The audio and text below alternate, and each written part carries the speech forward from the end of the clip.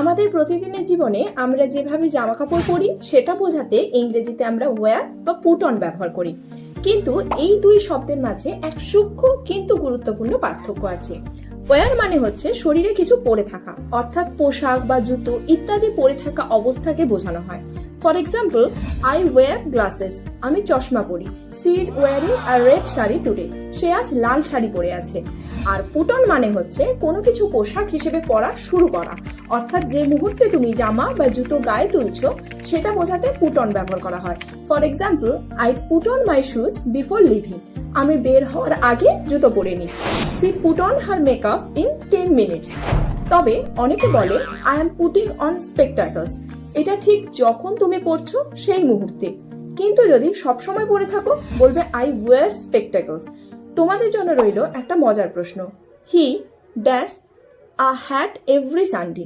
উত্তরটা কমেন্টে জানিও। এখন থেকে ওয়্যার আর পুট অন নিয়ে আর কোনো ভুল নয়।